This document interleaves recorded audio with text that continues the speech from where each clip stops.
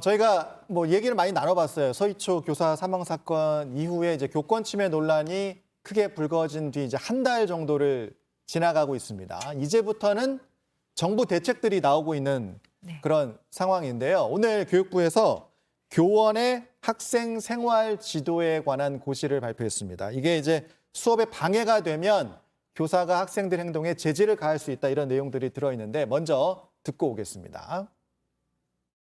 수업 중 휴대전화를 사용하거나 기타 수업에 부적절한 물품을 사용하는 학생에게 주의를 줄 수 있습니다. 또한 수업을 방해하는 학생에 대하여는 다른 학생들의 학습권을 보호하기 위하여 교실 내 분리, 교실 밖 분리, 정규 수업 이하의 시간에 특정 장소로의 분리 등을 할 수 있습니다.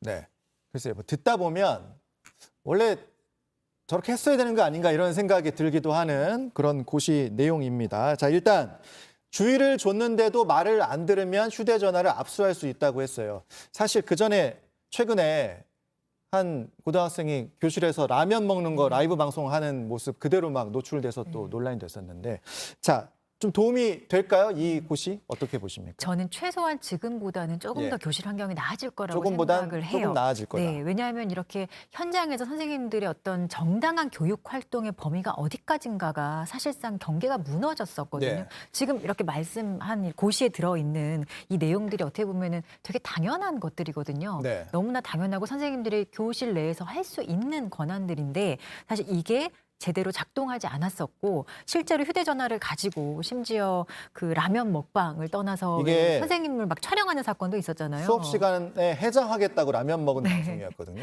그래서 이런 것들을 만약에 제지하고 예. 이 아이를 잠깐 나가 있으라 예. 한다면은 이 아이가 나는 수업권을 침해당했다라는 방식으로 사실 아동 학대가 되지 않음에도 불구하고 화풀이성 또는 어떤 좀 무고성 아동학대 신고에 선생님들이 좀 노출될 수 있었거든요. 그러다 보니 선생님들께서는 이런 것들을 그냥 회피, 예. 아무것도 제지하지 않고, 예. 그리고 수업권의 침해라는 사실 되게 중요한 또 학생들의 어떻게 보면은 권리잖아요. 예. 그런 것들에 제한을 두고 싶지 않아서 사실상 제지하지 못하는 경우도 현장에서 많았던 거예요. 예. 그런데 이런 것들이 뭐 아동학대 신고가 된다면 결국에 이게 아동학대가 되느냐 안 되느냐는 수사기관에서 1차적으로 판단하고 예. 최종적으로는 사법부가 판단하는 형식으로 지금 이걸 사례를 만들어 왔단 말이에요. 네. 근데 이게 과연 현장 학교에서 일어나는 일을 사법부가 교육활동의 범위를 설정하는 것이 과연 맞는가에 대한 의문이 있었고, 그래서 이 교사들도 아동학대 어떤 면책조항이라든지 이런 것들 지금 계속 요구하고 있잖아요. 예. 근데 면책조항이 설정이 안 되더라도 사실상 이런 교육부의 그 정당한 교육활동에 대한 범위 설정은 예. 실제로는 어떤 그 아동학대 신고 사건에 있어서도 예. 선생님들의 어떤 정당한 교육활동이라는 면책을 설정해 줄 수 있다는 점에서 네. 법률적으로는 상당히 의미가 있어요. 그리고 이거 한 번도 우리가 이렇게 해본 적이 없거든요. 아. 예, 최초로 우리가 교육부에서 이런 그 교원의 학생 생활지도에 관한 지침을 사실 고시로 마련한 거기 때문에 예. 이게 사실 진작에 있었어야 되는 건데 우리가 너무 아까 소홀히 그 생각이 들더라고요. 예. 들으면서 원래 이렇게 했어야 되는 거 아닌가, 네. 그런 생각이 들었는데, 자, 근데 지금 뭐 화면에 다양한 화면이 나갔어요. 라면 먹방도 있었고 누워서 뭐 선생님을 찍는 모습도 있었고 이런 장면들 때문에 계속 논란이 돼 왔는데, 자, 수업에 방해가 되면 교실 밖으로 분리 조치도 할 수 있습니다. 물리적인 제지도 할 수 있고, 그러니까 뭐 나가서 서 있어 이렇게 얘기할 수 있다는 건데, 그런데 오늘 이제 고시가 발표는 되는데 이게 정확한 세부적인 가이드라인이 있지는 않아요. 그러니까 그거를 설정하진 않겠다고 했어요. 그러니까 교육부는 학교마다 상황이 다르니까 학칙으로 정하면 된다는 건데, 뭐 그 말도 맞을 수 있겠지만 학교마다 형평성이 또 달라지는 거 아닌가, 이런 생각이 들거든요. 그 부분은 어떻게 보세요? 이게 학교마다 물론 학교의 교육 풍토라던가 네. 뭐 상황이 여러 가지 다를 수 있기 때문에 좀 조정해야 될 필요는 있겠지만 예. 그런 부분들로 인해서 할 수 있는 것들을 못하는 부분들도 상당 부분 크다라고 생각이 들거든요. 아. 뭐 가령 예를 들면 제지를 뭐 제했을 때 아이를 이제 분리해야 되는데 예. 어느 학교는 그런 가능한 공간이 있는 곳들도 있을 수 있고 아. 그 이후에 조치가 가능한 시스템이 마련되어 있는 곳도 있을 수 있지만 예. 또 어떤 학교에는 그런 시스템이 없는 이제 그런 아예 경우들. 처음부터 새로 만들어야 되는 그렇죠. 학교도 있을 수 있다. 그러니까 이게 그냥 학교에만 맡겨두면 예. 그런 환경적인 부분이라던가 시스템적인 부분을 과연 학교 내 자체적으로 다 해결할 수 있는 문제이냐, 예. 여기까지 뒷받침을 해줄 것이냐, 예. 이 문제가 일단은 하나 발생할 수 있을 것 같고요. 예. 또 하나는 이제 교장 선생님들 학교의 어떤 그런 풍토, 그다음에 학부모들의 어떤 그 성향 이런 것들에 따라서 교사와 이제 뭐 교장 선생님도 마찬가지겠지만 영향을 받게 되거든요. 예. 예를 들면 어떤 학교에는 한 이 정도 가지고는 별로 대수롭지 않게 하는데 여기는 왜 이렇게 예민하게 하냐든지. 지역마다 또 그렇죠. 지역마다 그렇게 뭔가 이제 이의 제기하는 부분이 예. 또 달라질 건데 거기에 대해서 학교 자체 내에서 그런 학칙을 정해라라고 했을 때 학교 내에서 자신들이 가지고 있는 이런 교육 철학을 과연 제대로 발휘할 수 있을 것인가 그 부분도 좀 의문입니다. 이 부분은 추가적으로 논의가 좀 계속 필요한 부분인 것 같아요. 계속 좀 봐야 되겠고 하나 더 듣겠습니다. 오늘 발표에는 이제 교사들의 학부모 상담과 관련한 내용도 있습니다. 상담의 일시 방법 등을 사전에 협의하도록 하는 상담 예약제 이 내용도 들어보겠습니다.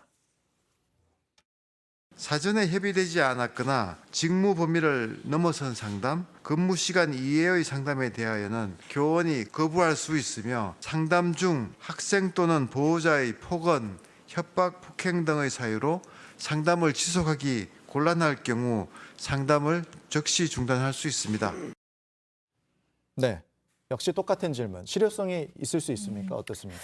참 이것도 사실 서로가 지켰으면 예. 이렇게까지 나오지 않아야 될 것인데 그러니까요. 근데 지금 너무 이제 선생님들이 원래 예. 선생님들이 해야 될 일은 학생들을 지도하고 교육 활동 하시는 건데 이렇게 학부모들의 어떤 민원이죠, 일종의. 그리고 자기 아이에 대한 문의 뭐 이런 것들이기 때문에 이거를 너무 지나치게 관대하게 열어두게 되면 사실상 선생님들의 어떤 수업에 방해가 되기 때문에 어느 정도의 그 제한을 설정하고 네. 이것을 좀 지켜나가자라는 취지로 우리가 읽는다면 좀 문화적으로 개선될 수 있지 않을까 생각이 들어요. 이런 식으로 이제 고시를 정해 놓는 것이 글쎄요. 그러니까 어떤 조항이 있다는 것이 학부모들로 하여금 심리적으로 이거를 하지 말아야 되겠다 이런 생각을 들게 합니까? 어떻습니까? 그러기 위해서는 예. 학부모 교육이 선행돼야 된다라고 생각이 듭니다. 그래요? 이게 서로 이런 뭐 어떤 규칙이라던가 예. 이제 규범 같은 것들은 내재화가 되어 있어야 거기에 대해서 잘 지킬 수가 있잖아요. 그냥 강제력을 행사하는 부분도 물론 필요하지만 그러기 위해서는 학부모 교육을 통해서 이것들을 어떻게 하고 왜 필요한지에 대한 그런 것들을 좀 알려줄 필요가 있다라고 생각하고요. 또 예. 하나는 사실 상담 시간을 정해놓는 건 큰 문제가 아닌데 네. 사실 우리가 대부분 상식이 있는 학부모들은 그렇게 정해놓은 규칙에 잘 따르실 거예요. 근데 문제가 되는 거는 갑질 이제 학부모처럼 막무가내식인 이런 그 학부모들을 어떻게 대응할 것인가. 예외적인 상황은 또 어떻게 할 것인가? 그렇죠. 그래서 사실은 학부모에 대한 인식을 이제 변화시키기 위한 교육도 필요하지만 예. 교사들이 이 결국은 학부모를 담당해야 되거든요. 그럼 이런 교사들이 학부모를 담당할 때 어떤 식으로 이런 그 학부모들을 이제 통제하고 예. 이제 할 수 있느냐, 의사소통과 관련된 부분들도 좀 교사들한테 교육을 좀 해주는 것이 필요하지 않을까.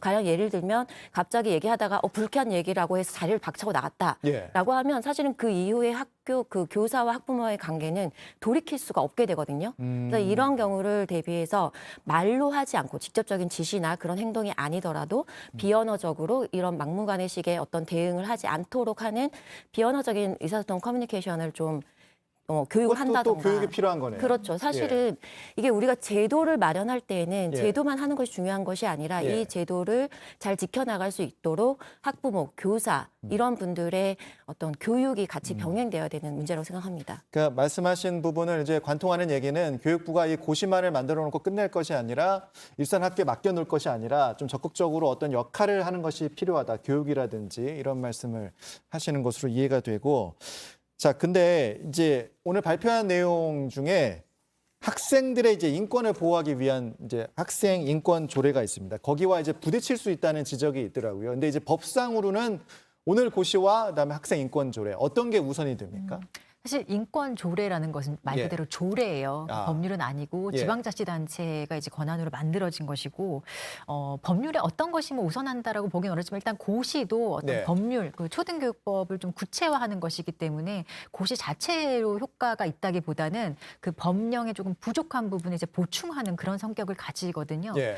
근데 개인적으로는 이 두 가지가 이렇게 상충한다라고는 생각하지 아. 않습니다. 왜냐하면 학생 인권 조례라는 것도 그 헌법상의 어떤 가장 기본적인 어떤 국민이자 그냥 학생으로서의 권리를 그냥 확인해둔 것에 불과하고요. 예. 사실상 조례이기 때문에 네. 그렇게 강제력이 있다라고 평가할 수는 없습니다. 법률적으로는. 그리고 이번에 발표한 이 선생님들의 어떤 그 생활지도에 관한 지침은 학생 인권 조례에 뭐 반하는 성격이라기보다는 그러니까 서로가- 물리적인 네. 제지라는 게 이게 때려도 좋다는 얘기는 아니잖아요. 그렇죠. 예. 교육 활동에 대한 이야기고 예. 정당한 교육 활동을 어디까지 우리가 보겠다라는 예. 그 범위의 설정 문제이기 때문에 예. 학생의 인권을 침해하라는 취지는 전혀 아닙니다. 그리고 학생 인권 조례도 학생들이 이런 인권이 있다라는 것이지 내가 이런 인권이 있기 때문에 타인의 권리를 침해하라는 그런 의미는 아닌 거죠.